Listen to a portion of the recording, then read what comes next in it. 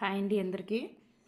ఇది మనకి బాల్యదశ అనేటటువంటి సైకాలజీలో ఫస్ట్ చాప్టర్ ఉంది కదండి. దాని నుంచి చాలా చాలా ముఖ్యమైన అంశాలన్నీ కూడా మనము చాలా నిర్వచనాలు ఒక్కొక్కరు ఒక్కొక్క విధంగా దీంట్లో బాల్యం అంటే ఏంటి చూడండి. దీంట్లో మనకి బాల్యము బాల్యదశ అని డివైడ్ చేశారు. బాల్యానికి కొంతమంది నిర్వచనాలు ఇచ్చారు. బాల్యదశ అంటే ఏమిటి అని చెప్పేసి ఒక్కొక్కరు ఒక్కొక్కలా చెప్పారు. అది దాన్ని గురించి కుప్పుస్వామి ఒకటిలా చెప్పారు. ఇగోండి ఇలా ఈ నిర్వచనాలు అనేటటువంటివి ఇచ్చారు. బాల్యంకి వేరేగా, బాల్యదశకి వేరేగా.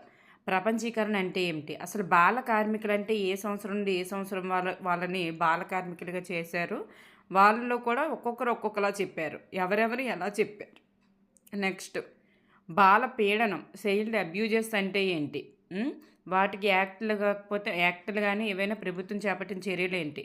నెక్స్ట్ ఎరిక్సన్ పేదరికం అనేటటువంటిది బాలలపైన ప్రభావం చూపుతుందని చెప్పేసి ఎలాంటి నిర్వచనం ఇచ్చారు. కుటుంబం అనేటటువంటిది పిల్లల బాలలపైన ప్రభావం చూపిస్తుంది, కుటుంబం యొక్క సామాజికీకరణ ప్రభావం చూపిస్తుంది అని చెప్పేసి ఇద్దరు శాస్త్రవేత్తలు చెప్పారు. నెక్స్ట్ ఆర్థిక సామాజిక అంశాల ప్రభావం ఉంటుందని ఇద్దరు శాస్త్రవేత్తలు చెప్పారు. సమవయస్కుల ప్రభావం ఉంటుందని ఒకరు చెప్పారు.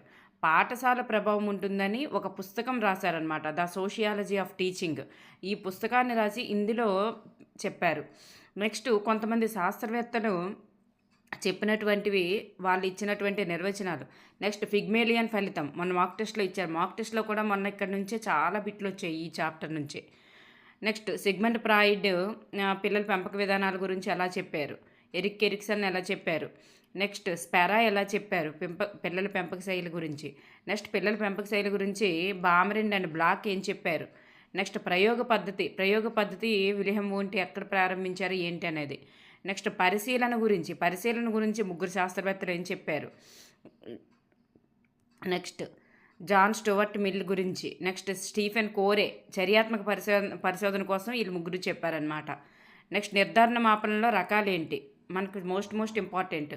నెక్స్ట్ స్టీఫెన్ కెమ్మిస్ చర్యాత్మక పరిశోధన కోసం సూచించిన అంశాలు ఏంటి, ఆయన కొన్ని అంశాలను సూచించారు. నెక్స్ట్ గెసెల్ అబ్జర్వేషన్ డొమైన్ రూపొందించారు కదండి, ఆ గెసెల్ గురించి. నెక్స్ట్ మెకోబ్ బై ఆయన పరిప్రోచన గురించి చెప్పారు, పరిప్రోచ. నెక్స్ట్ వ్యక్తి చరిత్ర పద్ధతి గురించి ఒకరిచ్చారు.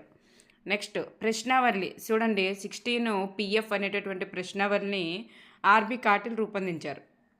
ఇలా ప్రతి ఒక్కరివి కూడా చాలా మోస్ట్ ఇంపార్టెంట్ నిర్వచనాలండి ఇందులో ఉన్నాయి. మనకి ఒక్కసారి చూడడం వల్ల మీకు ఈ బాల్యదశకు సంబంధించి నిర్వచనాలన్నీ కూడా ఒక దగ్గర చూసినట్లుగా ఉంటుంది. ఎగ్జామ్ ముందు రివిజన్లా కూడా ఉంటుందన్నమాట.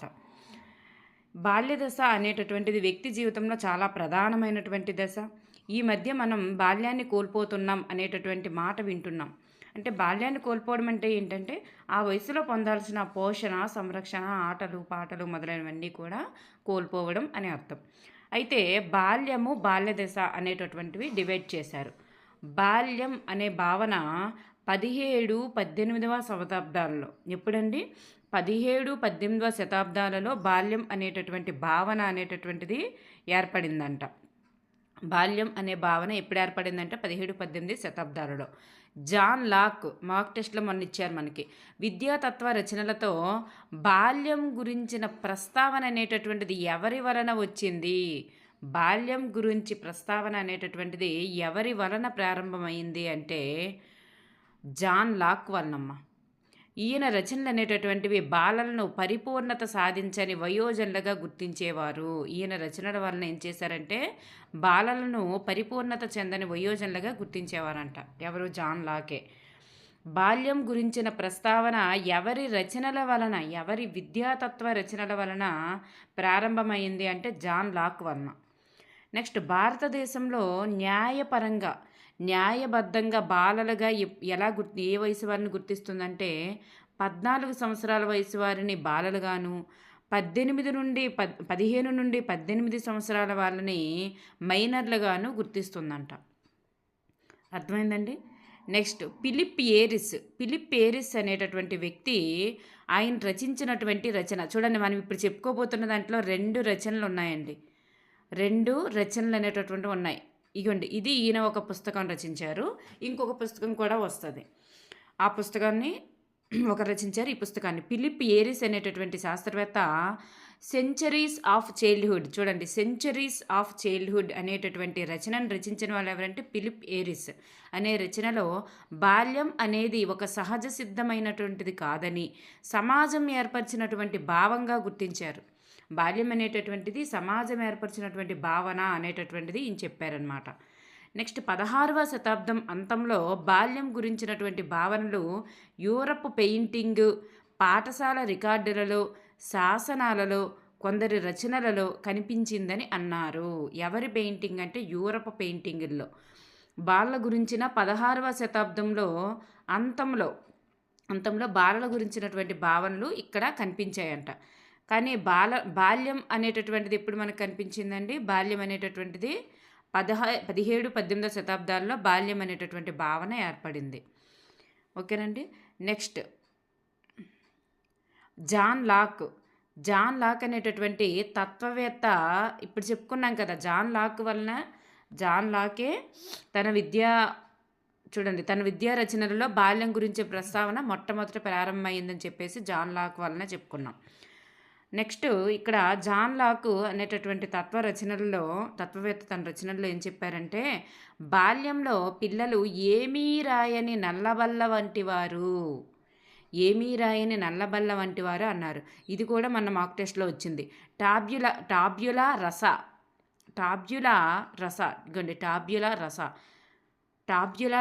అని చెప్పేసి పిల్లలని టాబ్యులా రస అని ఎవరు పేర్కొన్నారు? 2 రకాలుగా అడగొచ్చు. టాబ్యులా రస అంటే మీనింగ్ ఏంటంటే పిల్లలు ఏమీ రాయని నల్లబల్ల వంటి వారు. 3 రకాలుగా అడగొచ్చు. పిల్లలు ఏమీ రాయని నల్లబల్ల వంటి వారు ఎవరంటే జాన్ లాక్. పిల్లలని టాబ్యులా రస అన్నది ఎవరంటే జాన్ లాక్. టాబ్యులా రస అంటే మీనింగ్ ఏంటంటే బాల్యంలో పిల్లలు ఏమీ రాయని నల్లబల్ల వంటి వారు అని అర్థం. అయితే ఏమీ రాయబడిన బాలల మనసులో సరి అయిన భావనలు, అభిప్రాయాలు నాటుకునేటట్లు చేయవచ్చని, దీనికి తల్లిదండ్రులు, పెద్దలు బాధ్యత వహించాలని చెప్పింది ఎవరంటే జాన్ లాక్. నెక్స్ట్ పిల్లలను విపరీతంగా ఫ్యాక్టరీల్లో, గనుల్లో కార్మికులుగా చేర్చుకొని బాల్యం యొక్క అది 2 టైమ్స్ రాశాను. బాల్యం యొక్క పవిత్రతను కోల్పోవడం ఎక్కడ జరిగింది అంటే ఇంగ్లాండ్లో జరిగిందమ్మా. నెక్స్ట్ బాల్యం పట్ల నూతన దృక్పథాలు ఎప్పుడు ప్రారంభమయ్యాయి? నూతనమైనటువంటి దృక్పథాలు ఎప్పుడు ప్రారంభమయ్యాయి అంటే 20వ శతాబ్దం నేటి కాలంలో.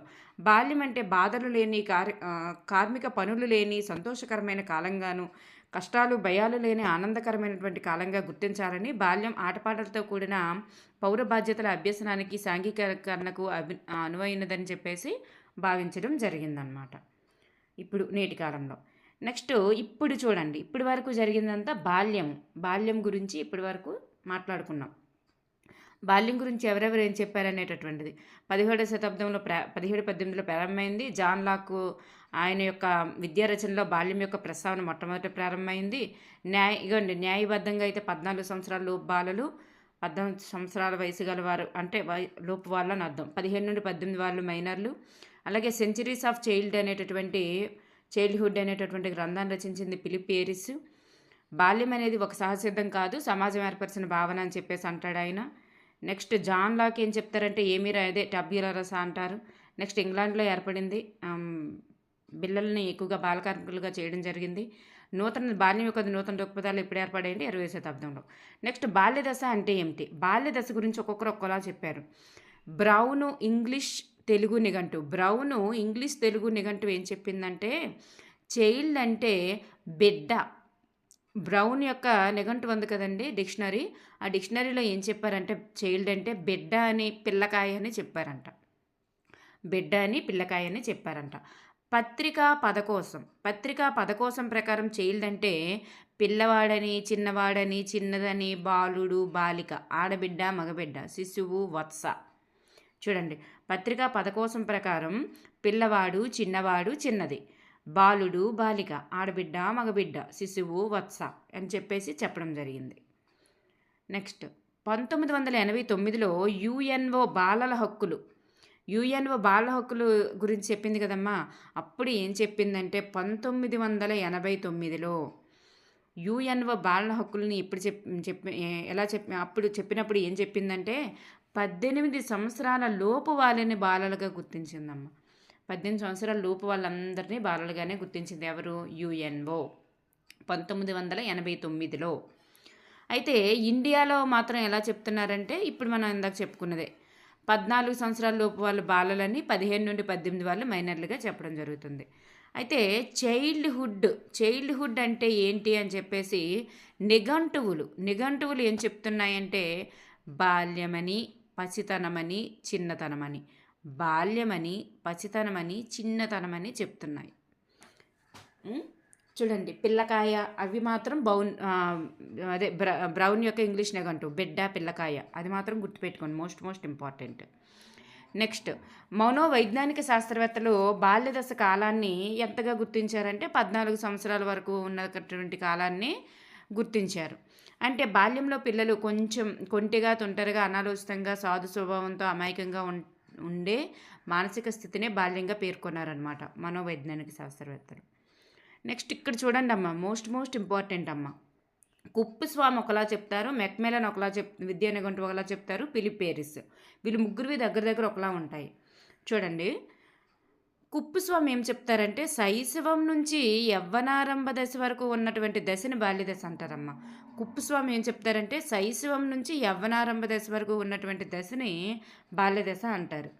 ఇప్పుడు నెక్స్ట్ చూస్తే మెక్మెలన్ విద్యా నిఘంటువు ఏం చెప్తుందంటే పుట్టినప్పటి నుంచి కౌమార దశ వరకు, ఇక్కడ వర్డ్స్ చూడండి, ఇక్కడ పుట్టినప్పటి నుంచి కౌమార దశ వరకు, పుట్టినప్పటి నుంచి కౌమార దశ వరకు ఉన్న కాలాన్ని బాల్యదశ అన్నది ఎవరంటే మెక్మెలన్ విద్యా నిఘంటువు ఏం చెప్తుందంటే పుట్టినప్పటి నుంచి కౌమార దశ వరకు అంటుంది. కానీ ఇక్కడ చూడండి కుప్పుస్వామి ఏం చెప్పారు? శైశవ దశ నుండి యవనారంభ దశ వరకు అన్నది కుప్పుస్వామి. కానీ మెక్మెలన్ విద్యా నిఘంటువు ఏం చెప్తుంది? పుట్టినప్పటి నుండి కౌమార దశ వరకు అని చెప్తుంది. ఫిలిప్ పేరిస్ ఏం చెప్తున్నారు? శైశవ దశ నుండి కౌమార దశ వరకు. చూడమ్మా ఇక్కడ 3 డిఫరెన్సెస్ ఉన్నాయి. శైశవ దశ నుండి కౌమార దశ వరకు అన్నది ఫిలిప్ పేరిస్, శైశవ దశ నుండి యవ్వనారంభ దశ వరకు అన్నది ఇక్కడ కుప్పుస్వామి. అలాగే మెక్మెలన్ నిఘంటువు ఏం చెప్తుంది? పుట్టినప్పటి నుండి కౌమార దశ వరకు అని చెప్తుంది బాల్యదశను. వీళ్ళు ముగ్గురిది డిఫరెంట్గా ఉంది, ఒకసారి గుర్తుపెట్టుకోండి.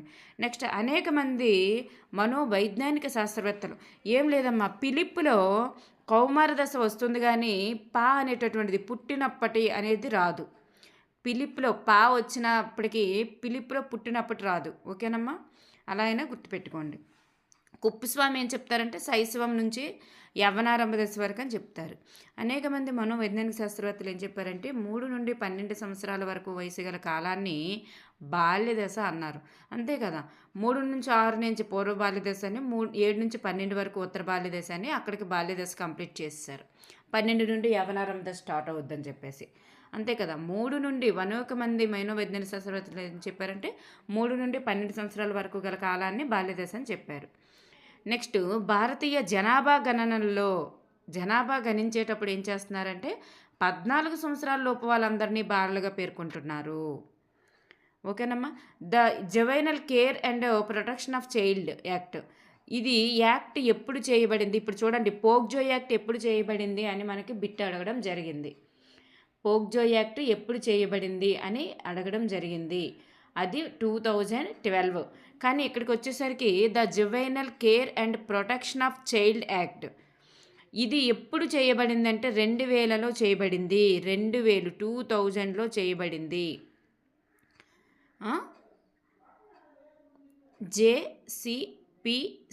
జేసీపీసీ అనేటటువంటి యాక్ట్ అమ్మది. Juvenile care and protection of child act అనేటటువంటిది 2000లో చేయడం జరిగింది. వాళ్ళు ఏం చెప్పారంటే 18 సంవత్సరాల లోపు వాళ్ళందరినీ బాలలుగా గుర్తిస్తారు. ఇప్పుడు చూడండి, ఏదైనా వాళ్ళు ఏదైనా ఇప్పుడు చైల్డ్ అబ్యూజెస్ కానీ దేనికైనా పాల్పడ్డారనుకోండి అబ్బాయిలు కానీ, వాళ్ళని మైనర్లుగా సూచిస్తుంది. మైనర్లు అంటే బాలలుగా. ఎన్ని సంవత్సరాల లోపు అంటే 18 సంవత్సరాల లోపు వాళ్ళనే, అంటే న్యాయశాస్త్రం ప్రకారం. అందుకే ఇక్కడ వాళ్ళని ఏం చేస్తుంది, మళ్ళీ 18 సంవత్సరాల లోపు వాళ్ళు ఏదైనా బాలలుగా గుర్తించి వాళ్ళు ఏమైనా హత్యలు కానీ అలాంటివి ఏవైనా చేస్తే కనుక, ఒకవేళ అందులో ఆ కోర్టుకి శిక్షలకు సంబంధించి ఏవే దాంట్లైనా వాళ్ళు ఉన్నట్లయితే వాళ్ళని జేజే యాక్ట్ అనేటటువంటిది ఉంటుంది. ఈ కోర్ట్ అనేటటువంటిది ఉంటుంది. ఈ జేసీపీసీ అనేటటువంటిది కూడా ఉంటుంది. ఈ వీళ్ళు ఏం చేస్తారంటే రక్షిస్తారు. ఎన్ని సంవత్సరాల లోపు వాళ్ళు రక్షిస్తారంటే ఈ 18 సంవత్సరాల లోపు వాళ్ళనే రక్షిస్తారనమాట. నెక్స్ట్ బాల్య దశలో వైవిధ్యాలకి కారణం ఏమిటి? బాల్య దశలో వైవిధ్యాలకు కారణం ఏంటంటే పిల్లలు పొందేటటువంటి ఆహారం కూడా వైవిధ్యం వస్తుంది. పా పాటలలో అనుసరించే నియమాల పాఠశాలలో అనుసరించే నియమాలమ్మ. పాఠశాలలో అనుసరించే నియమాలు, కుటుంబ వ్యవహారాల్లో పిల్లలు పాల్గొనేటటువంటి తీరు, ఇవన్నీ కూడా బాల్య దశలో వైవిధ్యాలకు కారణమవుతాయి. నెక్స్ట్ భారతీయ నేపథ్యంలో బహుళ బాల్యాలు అని ఇచ్చారు మనకి. ఇలా ఒక సర్కిల్ లాగా ఇచ్చి సర్కిల్ నుంచి ఏరో మార్క్ తీసి ఇలా ఇచ్చారు. కానీ వీటిని ఒక్కసారి మనం తెలుసుకోవడంలో నష్టమేమీ లేదు. సామాజికంగా ఆర్థికంగా ఉన్నత తరగతికి చెందినవారు అంటే బాలలు ఎన్ని రకాలుగా ఉంటారని. మధ్య తరగతి, దిగువ తరగతి చెందిన వాళ్ళు, దత్తత ద్వారా పెరిగిన పిల్లలు, వైవిధ్య సామర్థ్యాలు ఉన్న పిల్లలు, తల్లిదండ్రులు లేని పిల్లలు, తల్లిదండ్రులలో ఒకరే ఉన్న పిల్లలు, విభిన్న కుటుంబాలకు చెందిన పిల్లలు, వేధింపులకు గురైన పిల్లలు, ఉమ్మడి కుటుంబ వ్యవస్థలో పెరిగిన వాళ్ళు, వ్యష్టి కుటుంబ పిల్లలు, బాల కార్మికులు, నేర స్వభావం కలిగినటువంటి పిల్లలు. అదే నేర స్వభావం కలిగిన పిల్లల్నే ఆ జేసీపీసీ అనేటటువంటిది అక్కడ ఉంచుతుంది అనమాట. అదే జేజే యాక్ట్ అంటారు, జువెనైల్ జస్టిస్ యాక్ట్ ప్రకారం వాళ్ళ నుంచి ఒక కోర్టు ఉంటుంది, అక్కడ వాళ్ళు ఉంచుతారనమాట, పిల్లల్ని భద్రపరుస్తారు. ఇది వదిలివేయబడిన పిల్లలు, అటవీ ప్రాంత పిల్లలు, పట్టణ వాతావరణం లేని పిల్లలు, నెక్స్ట్ వివక్షతకు గురైన పిల్లలు, ఇన్ని రకాలుగా మనకు అక్కడ నిర్వచించడం జరిగింది పిల్లలని. ప్రపంచీకరణ అంటే ఏమిటి? నేడు చూడండి, ఇప్పుడు చాలా మారిపోయింది కదా, మనం ఎక్కడున్న వాళ్ళతోనైనా ఈజీగా మాట్లాడగలుగుతున్నాం. ప్రపంచం అంతా కూడా మన కళ్ళ ముందు ఉన్నట్లుగా ఉంటుంది. దూరం అనేటటువంటి భావనే ఇప్పుడు మనకు లేదు. ఎంత దూరం వాళ్ళైనా సరే మనకు అందుబాటులో ఉన్నారనే ఫీలింగ్ మనకు వస్తుంది. దానికి కారణం ఏంటంటే ప్రపంచీకరణ. ఆర్థిక మరియు ఆర్థికేతర కార్యకలాపాల యొక్క పరిధిని విదేశాలకు కూడా విస్తరించేటటువంటి విధానమే ప్రపంచీకరణ. నేడు ప్రపంచమంతా కూడా ఒక విశ్వగ్రామంగా మారిపోయింది. ఆర్థిక మరియు ఆర్థికేతర కార్యకలాపాల యొక్క పరిధిని విదేశాలకు కూడా విస్తరించే విధానాన్ని ఏమంటారంటే ప్రపంచీకరణ అంటారు. Most important. ఇప్పుడు రాబోయే టెట్లో వచ్చేటటువంటి అవకాశం ఉన్న బిట్లమ్మ ఇవన్నీ కూడా. నెక్స్ట్ బాల కార్మికులని ఎవరిని అంటాము అదొకసారి చూద్దాం. రాజ్యాంగం ప్రకారం 6 నుండి 14 సంవత్సరాల గల వయసు గల వాళ్ళందరికీ కూడా పిల్లలకు ఉచిత నిర్బంధ విద్యను అందించాలి అని చెప్పింది. అయితే వాటికి వ్యతిరేకంగా కొంతమంది ఏమవుతుంది, బడి బయట ఉన్నటువంటి బాలలందరూ కూడా బాల కార్మికులే. అంటే బడి బయట ఉండడం అంటే ఏంటి? ఇంట్లో తమకన్నా చిన్నపిల్లల్ని జాగ్రత్తగా చూసుకోవడం, ఇంట్లో ఏదైనా పనిలో ఉండడం, వీళ్ళు కూడా బాలబాలికలుగానే గుర్తించమంటుందన్నమాట రాజ్యాంగం. ఓకేనమ్మా. నెక్స్ట్ బాలబాలికల కిందకే పరిగణించబడతారంట. సాధారణంగా బాలలు పూర్తిగా కానీ పాక్షికంగా కానీ ఆర్థిక కార్యకలాపాల్లో పాల్గొంటే వాళ్ళనే బాల కార్మికులు అంటారు. ఆర్థిక కార్యకలాపాల్లో పాల్గొనడం పూర్తికంగా అయినా పాక్షికంగా కానీ. నెక్స్ట్ ఇంటర్నేషనల్ లేబర్ ఆర్గనైజేషన్, ఇది ఐఎల్ఓ అనేటటువంటిది పిల్లలు వారి యొక్క బాల్యాన్ని, వారి సామర్థ్యాన్ని మరియు వారి యొక్క గౌరవాన్ని పోగొట్టి వారి యొక్క భౌతిక మానసిక వికాసానికి హాని కలిగించే పనుల్లో నియమించినట్లయితే వారే బాలకార్మికులు అన్నారు. ఈ ఐఎల్ఓ కూడా నిర్వచనం ఇచ్చింది. ఈ ఐఎల్ఓ ఏం నిర్వచనం ఇచ్చిందంటే పిల్లలు వారి యొక్క బాల్యాన్ని, సామర్థ్యాన్ని, గౌరవాన్ని పోగొట్టి భౌతిక మానసిక వికాసానికి హాని కలిగించే పనుల్లో నియమిస్తే వారే బాలబాలికలు అని చెప్పింది. బాలబాలికలు అని చెప్పడానికి నిర్వచనాలు ఒక్కొక్కగా ఇచ్చారనమాట. ఇక్కడ చూడండి, భారత జనాభా గణన ఎప్పుడు జరిగింది? 2001లో జరిగింది. వాళ్ళు ఏం చెప్పారంటే 17 సంవత్సరాల వయసులోపు గల పిల్లలు పరిహారము, వేతనము, లాభము పొంది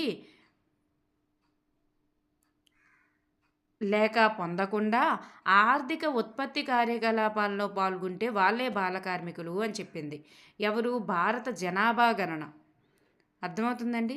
పరిహారము, వేతనము, లాభము అనేటటువంటి వర్డ్ ఇస్తే భారత జనాభా గణన. నెక్స్ట్ ద మైనింగ్ యాక్ట్ ఎప్పుడు చేయబడింది? ద మైనింగ్ యాక్ట్ 3 యాక్ట్లు వచ్చాయమ్మ మనకి. జేసీపీసీ యాక్ట్ 2000, పోక్జో యాక్ట్ 2012, ఇలాగే the mining act 1952. Most important for psychology. 18 సంవత్సరాల కన్నా తక్కువ వయసు గల పిల్లలు గనులలో పనిచేయడాన్ని నిషేధించింది ద మైనింగ్ యాక్ట్. మైనింగ్ అంటేనే గనుల్లో పనిచేయడం, గనులు తవ్వకాలన్నమాట.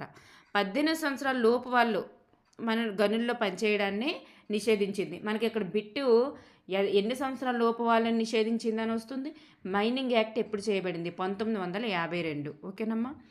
నెక్స్ట్ యునిసెఫ్ గణాంకాల ప్రకారం భారతదేశంలో సుమారు ఎంతమంది పిల్లలు ఉన్నారంటే 28 మిలియన్ పిల్లలు ఉన్నారంట. 28 మిలియన్ పిల్లలు ఉన్నారు. 5 నుండి 14 సంవత్సరాల వయసు గలవారు పనుల్లో నిమగ్నమవుతున్నారు అని చెప్పింది. 5 నుండి 14 సంవత్సరాల వయసు గలవారు ఎక్కువగా పనుల్లో నిమగ్నమవుతున్నారు అని చెప్పింది. ఎన్ని సంవత్సరాల నుంచి ఎన్ని సంవత్సరాలు యునిసెఫ్ చెప్పిందంటే 5 నుండి 14 సంవత్సరాల వాళ్ళు దీన్ని బాలబాలికలుగా చెప్పిందనమాట యునిసెఫ్. బాల్య దశ నిర్మాణం సరిగ్గా ఉండాలంటే పిల్లలందరూ పాఠశాలలో ఉండాలి. ఇప్పుడు చూడండి, ఈ బాల కార్మికుల కోసం ఎవరెవరు ఏం చెప్పారు? రాజ్యాంగం 6 నుండి 14 సంవత్సరాల వారిని స్కూల్లో చదవమంటుంది అనమాట.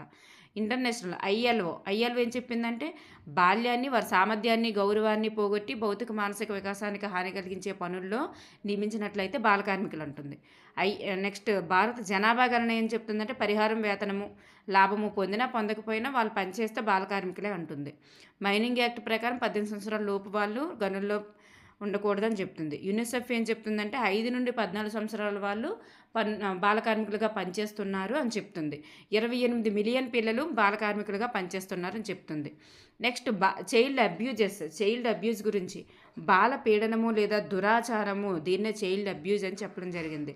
ప్రపంచం శాస్త్ర సాంకేతిక రంగాలలో, విద్యారంగంలో ఎంతో పురోభివృద్ధి సాధిస్తున్నా బాల పీడనం లేక దురాచారం అనేటటువంటిది ఎక్కువగా కనిపిస్తుంది. బాలపీడనము లేదా దురాచారం అనేటటువంటిది ఎక్కువగా కనిపిస్తుంది. అయితే ఇక్కడ చూడండి, బాలపీడనం అంటే ఏంటంటే తల్లిదండ్రులు కానీ సంరక్షకులు కానీ వారి చర్యల ద్వారా లేదా కావలసినవి చేయడంలో లోపం ద్వారా, చూడండి, వాళ్ళు కొట్టడము, తిట్టడము ఏదైనా చర్యల ద్వారా చేయొచ్చు, లేదా పిల్లలకు కావాల్సినవి ఏవైనా ఇవ్వకపోయినా లోపం ద్వారా, చేయాల్సినవి చేయకపోయినా బాలలకు గాయము, మరణము, ఉద్వేగ హాని, తీవ్రమైన హాని కలిగేటటువంటి ప్రమాదము ఏమి చేసినా అది బాలపీడనమే అవుతుందంట. బాలపీడనం గురించి చెప్తే ఇక్కడ పిల్లలను నిర్లక్ష్యం చేయడం కానీ, భౌతికంగా మానసికంగా హింసించడం కానీ, లైంగికంగా హింసించడం, ఉద్వేగపరంగా హింసించడం, దోపిడీకి గురి చేయడం, వైద్యపరంగా నిర్లక్ష్యం, విద్యాపరంగా నిర్లక్ష్యం ఏమి చేసినా అవి బాలపీడనం కిందకే వస్తాయి. అయితే ఇక్కడ చూడండి, ఉద్వేగపరంగా హింసించడం అనేది మాత్రం మానసిక స్థితికి తీవ్ర ప్రభావం చేస్తుంది. మానసిక స్థితిని తీవ్రంగా ప్రభావితం చేసేది ఏదంటే ఉద్వేగపరంగా హింసించడం అని గుర్తుపెట్టుకోండి. భారత ప్రభుత్వం బాలలను పీడనం నుంచి రక్షించేందుకు ఏం చేసింది? పోక్జో యాక్ట్ అనేటటువంటిది తీసుకువచ్చింది 2012. 1098 1098 అనేటటువంటి టోల్ ఫ్రీ నెంబర్ని కూడా తీసుకువచ్చింది. ఈ 2 చర్యలు చేపట్టింది బాల పీడనం కోసం. అయితే ఈ పోక్జో అంటే ఏంటంటే protection of children from sexual offences act.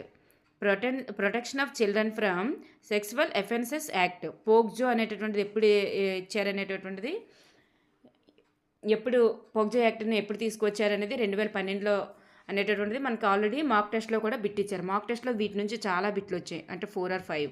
బాలలను పీడనం నుంచి రక్షించడానికి తోడ్పడేవి ఏమిటి? తల్లిదండ్రులకు బాలల హక్కులు మరియు బాలల పెంపకపైన శిక్షణ ఇవ్వాలి. అలాగే పిల్లలకు వారి తల్లిదండ్రులకు ఏదైనా మార్గదర్శకత్వం లేదా మంత్రం అనేటటువంటిది ఇవ్వాలి. ప్రసార మాధ్యమాల్లో కూడా ప్రసారం చేయడం వల్ల కూడా బాలపీడనాన్ని మనం కొంచెం చూడొచ్చు, తగ్గించవచ్చు. లఘు చిత్ర ప్రదర్శన కూడా తోడ్పడతాయన్నమాట బాలపీడనం నుంచి బాలను రక్షించడం కోసం. ఎరిక్సన్ చూడండి, ఇప్పుడు బాలలపైన పేదరికం అనేటటువంటిది ప్రభావం చూపుతుంది. బాలలపైన పేదరికం అనేటటువంటిది ప్రభావం చూపుతుంది అని చెప్తూ ఎరిక్సన్ ఒకటి చెప్పారు నిర్వచనం. సాంఘిక క్లిష్ట పరిస్థితులు ఎదుర్కోవడంలో ఇబ్బంది పడడం వల్ల వారిలో అంటే పేదరికం వలన వారిలో అపనమ్మకము, సందేహము, చొరవ చూపలేకపోవడము, పాత్ర సందిగ్ధము వంటి ప్రవర్తనలు ఎక్కువగా కనిపిస్తాయి అని చెప్పారు ఎరిక్ ఎరిక్సన్. ఎరిక్ ఎరిక్సన్ ఇవేవొచ్చినా మనం అపనమ్మకం ఇవేవొచ్చినా మనం ఎరిక్ ఎరిక్సన్ అని పెట్టేస్తాం. అయితే పేదరికం అనేటటువంటిది ప్రభావం చూపుతుంది అని చెప్పిన శాస్త్రవేత్త ఎవరంటే ఎరిక్ ఎరిక్సన్. ఓకేనమ్మా. నెక్స్ట్ కుటుంబము మరియు సామాజికీకరణ అనేటటువంటిది ప్రభావం చూపుతుందని చెప్పిన శాస్త్రవేత్త ఎవరంటే సామాజికీకరణ అనేది పిల్లల సమాజంలో సభ్యులుగా పాల్గొనడానికి కావలసిన సామర్థ్యాలను కలుగజేసే ప్రక్రియే సామాజికీకరణ. పిల్లలు సమాజంలో సభ్యులుగా పాల్గొనడమే సామాజికీకరణ అమ్మ. అయితే వీటి గురించి మనకి ఇద్దరు శాస్త్రవేత్తలు ఏం చెప్పారు? ఫ్రీమను షీవెల్ ఏం చెప్పారంటే సమాజంలో సామూహిక ప్రమాణాలకు, సాంప్రదాయాలకు, ఆచారాలకు, విలువలకు లోనై సఖ్యత, పరస్పర సహకార స్వభావాలు పెంచుకోవడమే సామాజికీకరణ. ఇక్కడ సంప్రదాయాలు, ఆచార వ్యవహారాలు అని వచ్చిందంటే వీళ్ళు సామాజికీకరణకు సంబంధించిన నిర్వచనం ఇచ్చారు ఫ్రీమను షీవెల్ అనేటటువంటి వారు.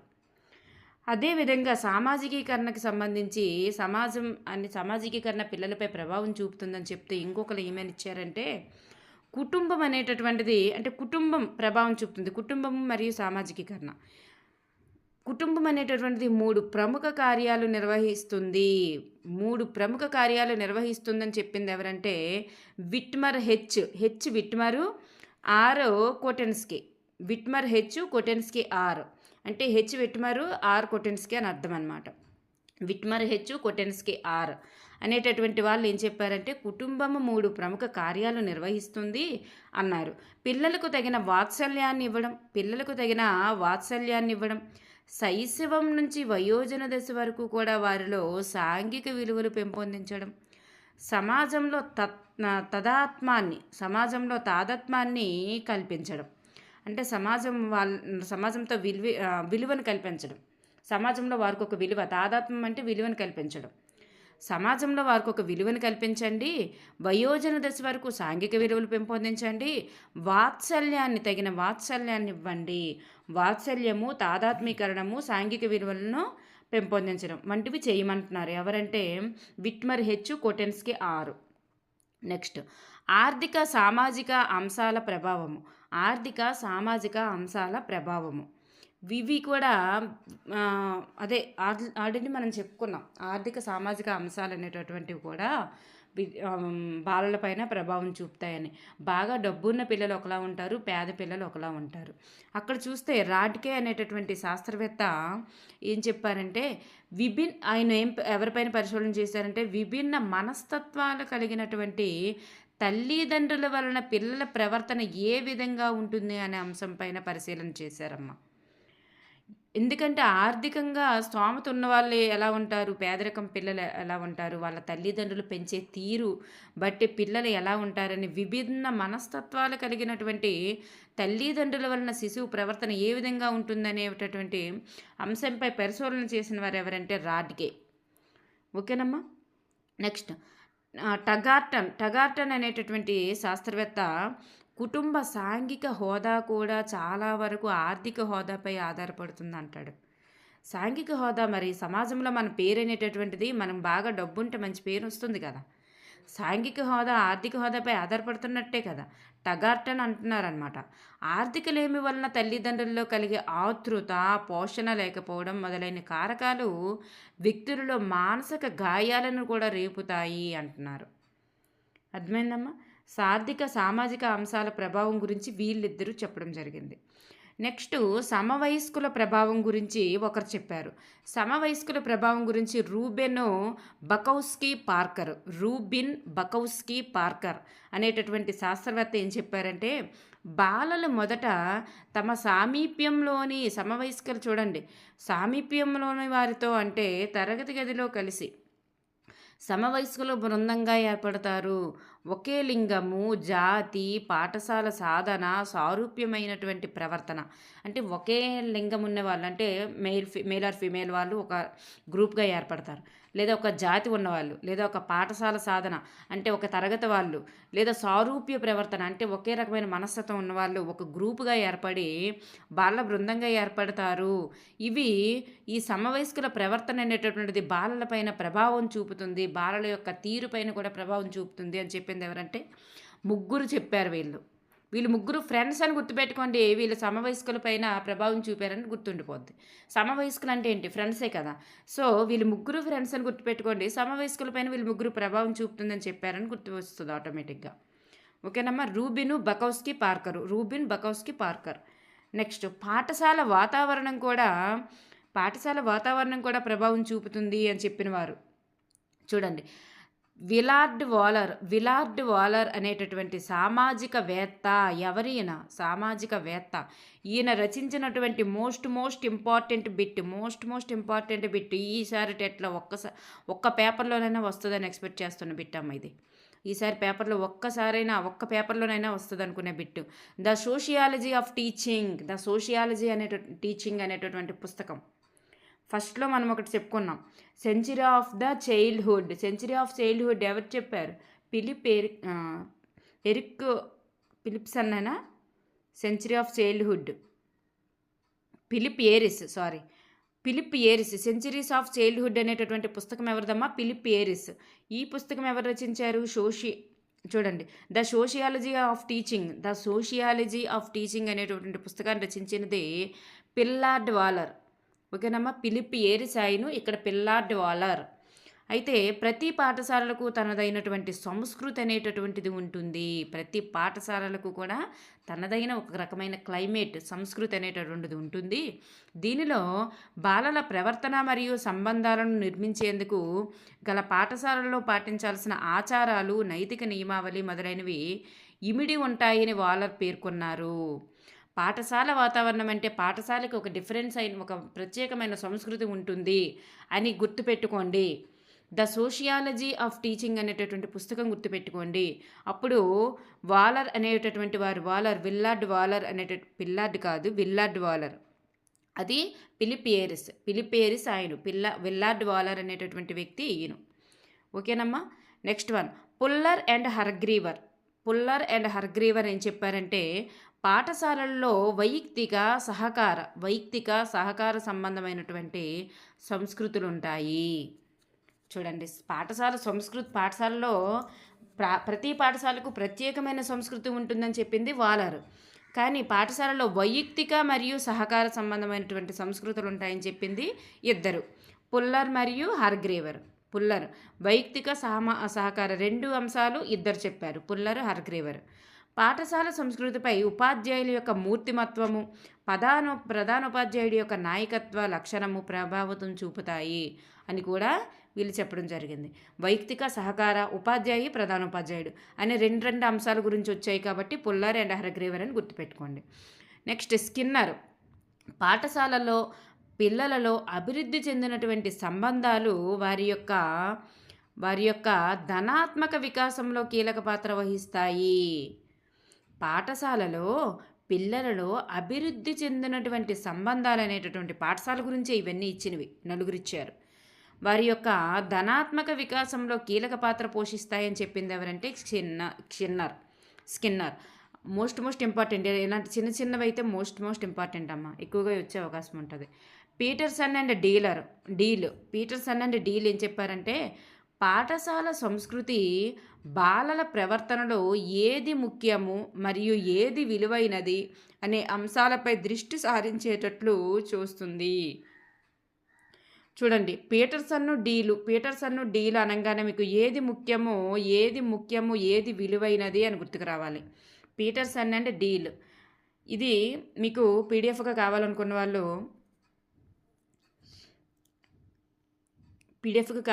వాళ్ళు మెసేజ్ చేయండి, నేను పీడిఎఫ్ పంపిస్తాను. అనే అంశంపై దృష్టి సారించేటట్లు చేస్తుంది, లేదా టెలిగ్రామ్ ఛానల్లో నేను పెడతాను, అందులో జాయిన్ అవ్వండి. అనే అంశంపై దృష్టి సారించేటట్లు చేస్తుంది. ఏది ముఖ్యము ఏది విలువైందని వస్తే పీటర్సన్ను డీల్. పాఠశాల సంస్కృతి అనేటటువంటిది ఉత్పాదకత సమర్థతను పెంపొందిస్తాయి అని కూడా చెప్పడం జరిగింది. నెక్స్ట్ ఫిగ్మేలియన్ ఫలితం, మన ఫిగ్మేలియన్ ఫలితం కూడా ఇవ్వడం జరిగింది. ఉపాధ్యాయుల అంచనాలు అనేటటువంటిది విద్యార్థుల సాధనను ప్రభావితం చేస్తాయి.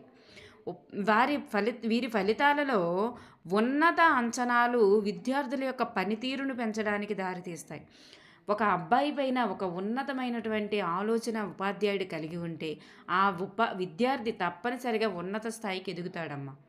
అంటే ఇలా ఉన్నత అంచనాలు అనేటటువంటిది మెరుగైన ప్రదర్శనకు దారి తీయడాన్నే ఫిగ్మేలియన్ ఫలితం అంటారు. ఓకేనమ్మా. ఉపాధ్యాయుడి యొక్క అంచనాలు విద్యార్థుల సాధనను ప్రభావితం చేస్తాయి. ఉపాధ్యాయుడు ఒక మంచి అంచనాతో, ఒక గుడ్ అంచనాతో ఈ విద్యార్థి ఎలాగైనా చాలా మంచి తెలివైన విద్యార్థి ఉన్నత స్థాయికి చేరుకోవాలని ఉపాధ్యాయుడు కనుక అనుకున్నట్లయితే ఆ విద్యార్థి తప్పనిసరిగా ఆ ఉన్నత స్థాయికి చేరుకుంటాడు. అలా రకమైనటువంటి ఉన్నతమైనటువంటి అంచనాలు మెరుగైన ప్రదర్శనకు దారి తీయడాన్నే ఫిగ్మేలియన్ ఫలితం అని అంటారు. నెక్స్ట్ పిల్లల పెంపక విధానాల గురించి ఇలా చెప్పారు. సిగ్మండ్ ఫ్రాయిడ్ పిల్లల పెంపక విధానాలు తల్లిదండ్రులు ప్రవర్తించేటటువంటి శైలులు పిల్లల మూర్తిమత్వంపై ప్రభావాన్ని చూపుతాయని చెప్పినటువంటి శాస్త్రవేత్త ఎవరంటే సిగ్మండ్ ఫ్రాయిడ్. చూడండి, పిల్లల పెంపక విధానాలు మరియు తల్లిదండ్రులు ప్రవర్తించేటటువంటి శైలి, ఈ రెండు అంశాలు కూడా పిల్లల మూర్తిమత్వం పైన ప్రభావం చూపుతాయి అన్నది సిగ్మండ్ ఫ్రాయిడ్. ఎక్కడ చెప్పారు? తన యొక్క మనోలైంగిక సిద్ధాంతంలో చెప్పారు. మనోలైంగిక సిద్ధాంతాన్ని ప్రతిపాదించిన శాస్త్రవేత్త ఎవరు? Sigmund Freud. నెక్స్ట్ వన్, పిల్లలు తన చిన్నతనంలో పిల్లలలో అపనమ్మకం, నమ్మకం ఇవి ఏ వచ్చినా సరే మనకు తెలుసు. ఎవరు? Erik Erikson. ఆయన యొక్క సిద్ధాంతం ఏంటంటే సాంఘిక సిద్ధాంతం. సాంఘిక అని వస్తే ఎరిక్ ఎరిక్సన్, మనోలైంగిక అని వస్తే సిగ్మండ్ ఫ్రాయిడ్. ఓకేనమ్మా. నెక్స్ట్ స్పెరా ఏం చెప్పారంటే పిల్లల పెంపక విధానం అనేటటువంటిది సామాజికీకరణకు ఉపయోగించేటటువంటి నిర్దిష్ట ప్రవర్తనను సూచిస్తే పిల్లల యొక్క పెంపక శైలి అనేటటువంటిది పిల్లలలో కలిగించే ఉద్వేగ వాతావరణాన్ని కలిగిస్తుంది అంటాడు. పెంపక విధానం బాగుంటే పిల్లలు సమాజంలో మంచిగా ఉంటారు. అదే పిల్లల పెంపక శైలి బాగుంటే ఉద్వేగ వాతావరణం అనేటటువంటిది బాగుంటుంది. అంటే పిల్లలలో మంచిగా స్నేహంగా ఉంటూ పెంచినట్లయితే వాళ్ళ ఉద్వేగ వాతావరణం బాగుంటుంది.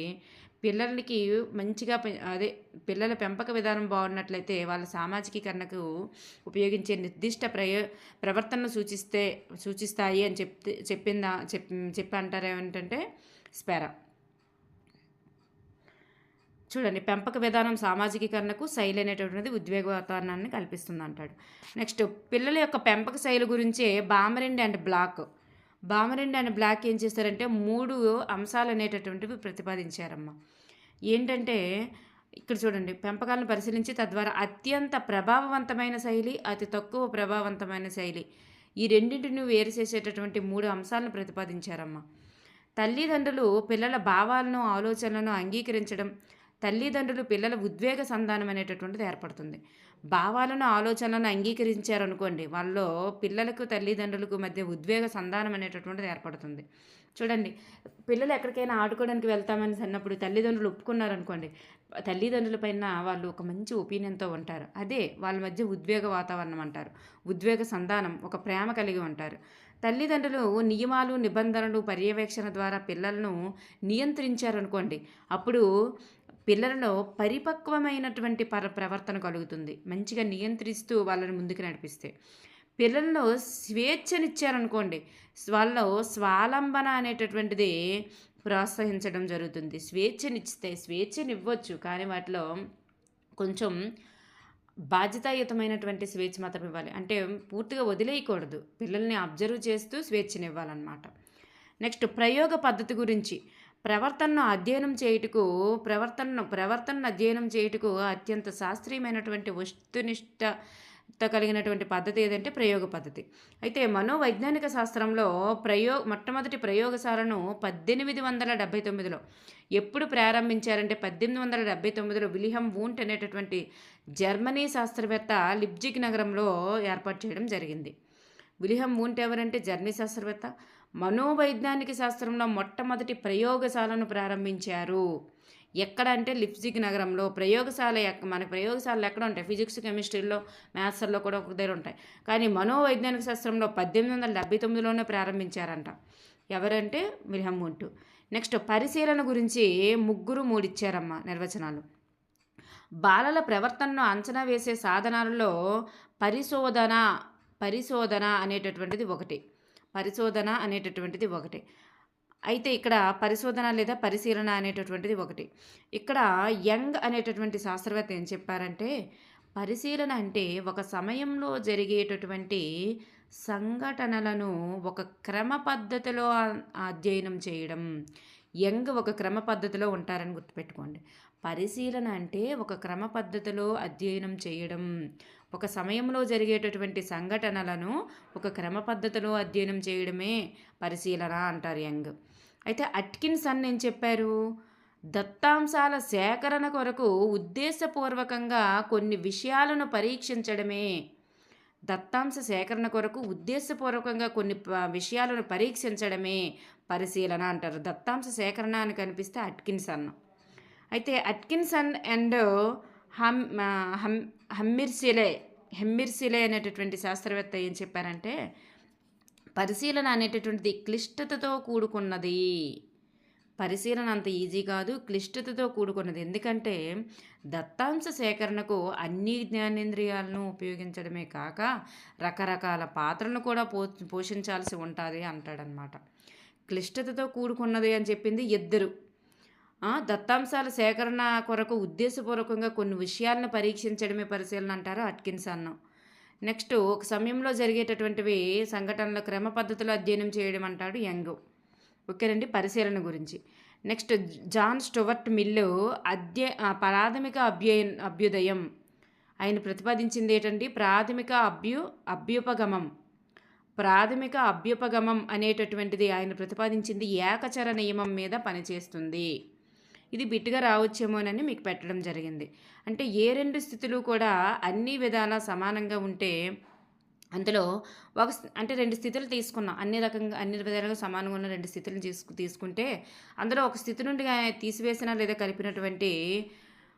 కలిపామనుకోండి, తీసివేసినా లేదా కలిపామనుకోండి, అప్పుడు ఆ స్థితుల మధ్య భేదం కనిపిస్తే ఆ భేదం అనేటటువంటిది తీసివేసిన లేదా కలిపిన మూలకం వలన జరిగిందని ఖచ్చితంగా చెప్పడం అనమాట. ప్రాథమిక అభ్యుగమం అనేటటువంటిది ఏకచర నియమం మీద పనిచేస్తుంది. నెక్స్ట్ స్టీఫెన్ కోరే చర్యాత్మక పరిశోధన అనేటటువంటి దానిపై నేను చెప్పారంటే, నిత్య జీవితంలో ఎదురయ్యేటటువంటి పరిష్కారాలను అన్వేషించే ప్రక్రియ చర్యాత్మక పరిశోధన అంటాడు. నిత్య జీవితంలో ఏవైనా సమస్యలు వస్తే దాన్ని పరిష్కారాలను అన్వేషించే ప్రక్రియే చర్యాత్మక పరిశోధన అంటాడు.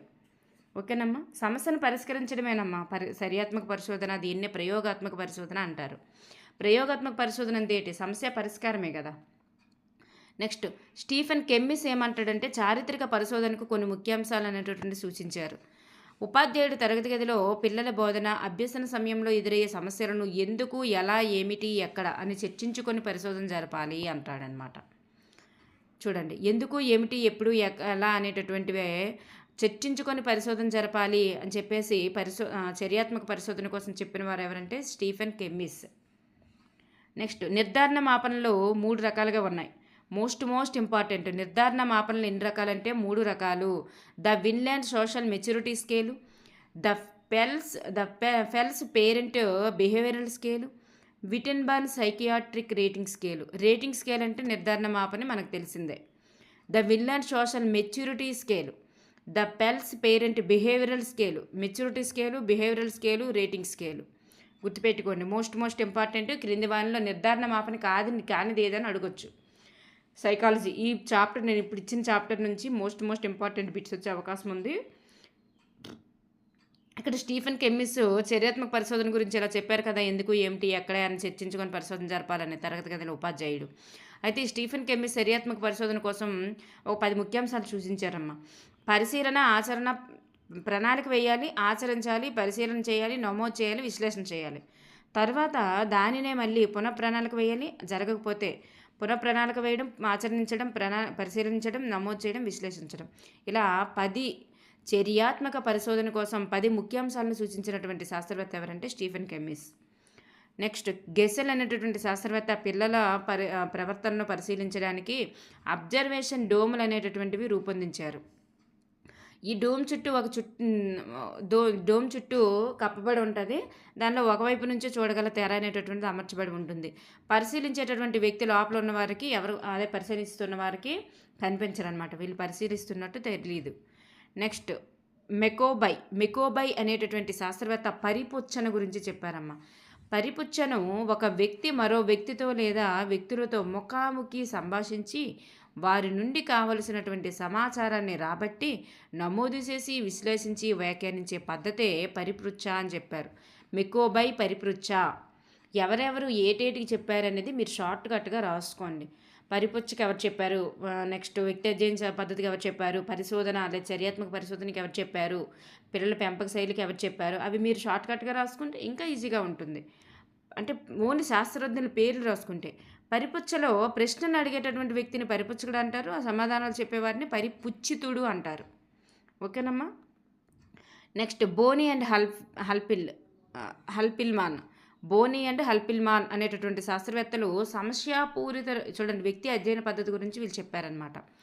సమస్యాపూరిత విద్యార్థికి సంబంధించి సమగ్ర విచారణ జరిపి ఒక వ్యక్తి సమస్యను నివారించడానికి ఉపయోగపడేటటువంటి పద్ధతే వ్యక్తి అధ్యయన పద్ధతి, వ్యక్తి చరిత్ర పద్ధతి అని చెప్పడం జరిగింది. ఈ వ్యక్తి అధ్యయనంలో 2 దశలు అనేటటువంటి ఉంటాయని కూడా చెప్పడం జరిగిందనమాట. ఒక సమస్యాపూరితమైనటువంటి విద్యార్థి సమస్య కలిగి ఉండాలి. ఆ విద్యార్థికి సంబంధించిన సమగ్ర విచారం జరిపి ఆ ఒక వ్యక్తి సమస్యను నివారించడానికి ఉపయోగపడే పద్ధతే వ్యక్తి చరిత్ర పద్ధతి అని చెప్పింది ఎవరంటే బోనీ అండ్ హల్ఫిల్. నెక్స్ట్ మనకి ప్రశ్నావళులకి ఉదాహరణ ఏమిటి? ప్రశ్నావళులు అనేదానికి ఉదాహరణ ఏమిటంటే 16 PF ప్రశ్నావళి. దీనిని రూపొందించింది ఆర్బి కాటిల్. ఎవరమ్మా? ఆర్బి కాటిల్ అనేటటువంటి శాస్త్రవేత్త. బాగా గుర్తుపెట్టుకోండి. 16 PF అనేటటువంటి ప్రశ్నావళిని రూపొందించింది ఎవరంటే ఆర్బి కాటిల్. ఓకేనండి. Thank you so much.